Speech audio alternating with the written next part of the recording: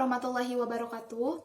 Halo rekan-rekan sastra semuanya, perkenalkan nama saya Siti Rabiatul Akhirah dari Program Studi Pendidikan Bahasa dan Sastra Indonesia Fakultas Keguruan dan Ilmu Pendidikan Universitas Muhammadiyah Sukabumi.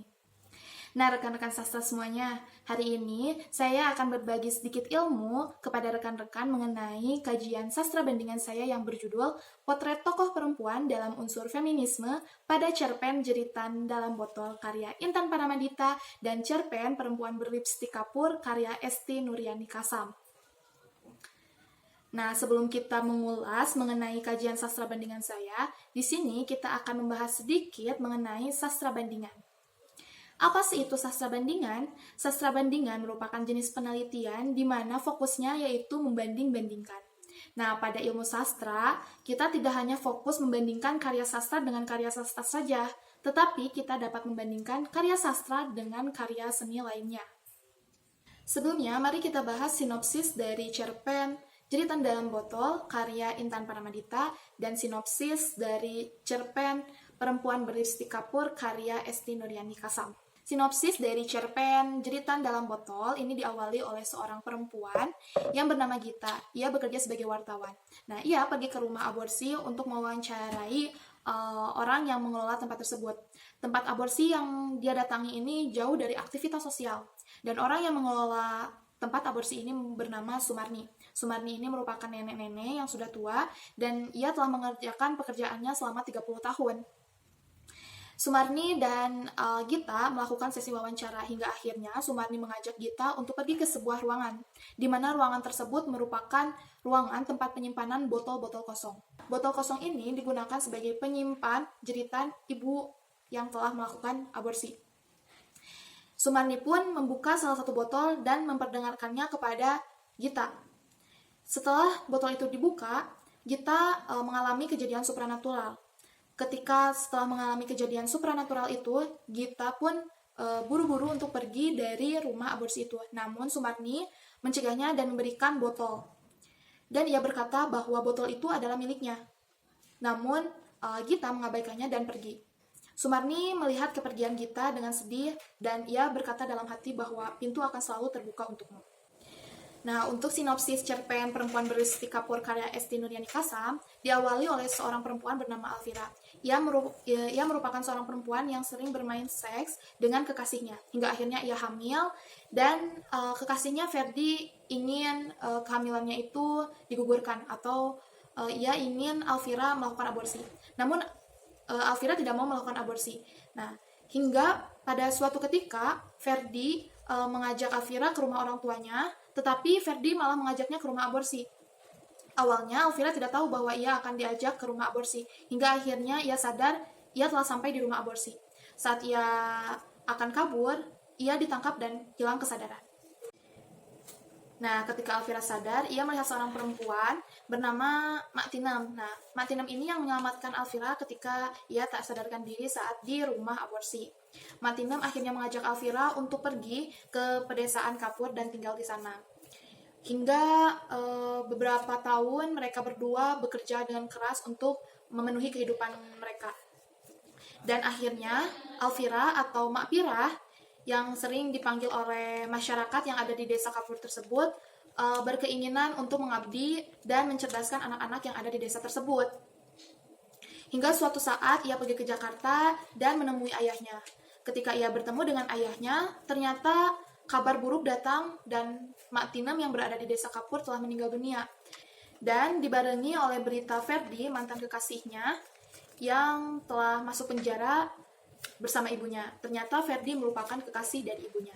Nah, itulah sinopsis dari kedua cerpen yang saya kaji menggunakan unsur feminisme. Selanjutnya, mari kita bahas apa perbedaan dan persamaan dari kedua cerpen tersebut. Perbedaan dari segi penyajian penulisan. Yang pertama, tokoh perempuan menjadi sentral. Berdasarkan sinopsis dari kedua cerpen yang telah dipaparkan tersebut, dapat kita ketahui bahwa kedua cerpen ini mengangkat sebuah cerita tentang perempuan, di mana tokoh perempuan menjadi sentral. Yang kedua, kedua tokoh berasal dari kota. Hal tersebut tergambar pada kutipan. Pada cerpen pertama, saya sedang meneliti, begitu katanya. Matanya menyidik memastikan kita tidak membawa kamera maupun alat perekam ke rumahnya. Lalu pada kutipan cerpen kedua, mungkin aku akan tetap menjadi Alvira, gadis kota dengan tingkah sekental-kentalnya pendosa. Dari kutipan tersebut, tokoh utama perempuan sama-sama berasal dari kota. Yang ketiga mengalami kejadian serupa. Kedua tokoh utama perempuan pada kedua cerpen yang saya kaji, tokoh utama perempuan tersebut mengalami kejadian yang serupa, yaitu pernah melakukan aborsi.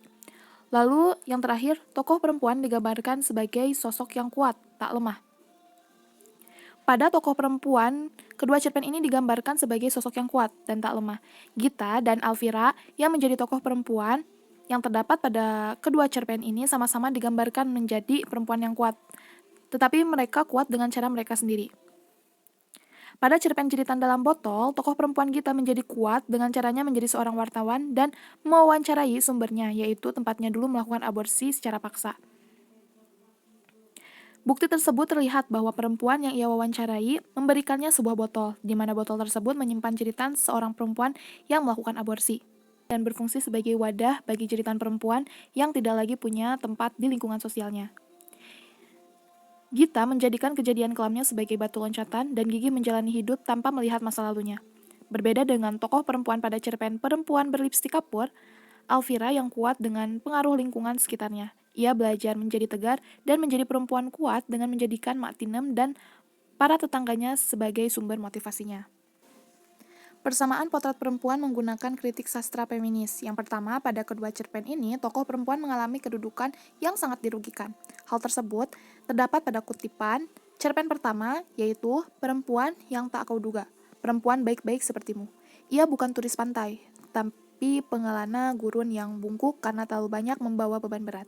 Ia harus melakukannya agar tetap kuat mendampingi tuannya, yang harus mencari mata air penyambung hidup hingga sampai tujuan. Pintu akan selalu terbuka bagimu. Lalu, kutipan cerpen kedua, ini bukan tempat pengguguran janin, tanyaku lirih. Jawaban kosong. Tak mampu menahan diri, aku bicara sekeras mungkin hingga Ferdi mencekau lenganku. Aku menghentakkannya dan kepanikan tergambar dari mulutku yang mencekau kalimat apa saja. Kupukulkan kepalan tanganku berkali-kali ke setiap jengkal dadanya. Aku kalap, aku takut mati. Dari kedua kutipan cerpen tersebut, kedua tokoh dipaksa untuk melakukan aborsi. Kedua yaitu perempuan dimanfaatkan sebagai sumber material. Selain ketidakadilan gender, eksploitasi perempuan pun terlihat pada kedua cerpen ini. Seperti pada kutipan cerpen pertama yaitu uang. Tentu saja, aku perlu hidup sayangku. Lalu kain gendong bayi. Lalu pada kutipan cerpen kedua, mereka dokter dan dua bidan yang bekerja sama membunuh janin-janin tak berdosa itu. Bukan untuk kebaikan siapapun, tapi demi mendapat uang banyak. Dari kedua kutipan cerpen tersebut, kita tahu bahwa perempuan yang hamil di luar nikah dimanfaatkan sebagai sumber uang mereka. Mereka yang dengan ilegal melakukan praktik aborsi bagi mereka yang tidak menginginkan janin-janin tak berdosa. Selain persamaan, terdapat juga perbedaan. Perbedaan dari segi gaya penyajian setiap penulis. Pada cerpen yang pertama, menggunakan sudut pandang ketiga di mana si penulis memiliki batasan dalam penceritaannya. Pada cerpen Jeritan Dalam Botol, penulis menggunakan sudut pandang ketiga. Sehingga pada akhir cerpen, pembaca perlu menyimpulkan kejadian apa yang menimpa tokoh utama pada cerpen tersebut. Penulis mengajak pembaca untuk membuat ending tersendiri sesuai perspektif mereka masing-masing. Intan Paramadita lebih cenderung berbau mistis dan horor pada gaya penyajiannya. Intan Paramadita juga meloloskan feminis kepada publik dengan ketakutan mesti sembuh oleh ketakutan. Berbeda dengan Esti, sudut pandang yang digunakan pada penyajian cerpennya menggunakan sudut pandang orang pertama. Lalu, ia cenderung mengangkat masalah kehidupan dengan bahasa yang sederhana. Esti sendiri meloloskan feminis pada cerpennya dengan menggunakan kesedihan menjadi sebuah ketakutan. Kedua karya sastra dari penulis perempuan ini memiliki gaya penyajian atau penyampaian yang berbeda. Namun, maksud dari kedua penulis ini sama-sama ingin menyuarakan suara perempuan dengan perspektif mereka masing-masing. Itulah ulasan mengenai kajian sastra bandingan saya yang berjudul Potret Tokoh Perempuan dalam Unsur Feminisme pada cerpen Jeritan Dalam Botol karya Intan Paramadita dan cerpen Perempuan Berlipstik Kapur karya Esti Nurani Kasam. Semoga apa yang saya sampaikan dapat bermanfaat bagi rekan-rekan sastra semuanya. Saya pamit undur diri, sampai jumpa di lain waktu. Wassalamualaikum warahmatullahi wabarakatuh.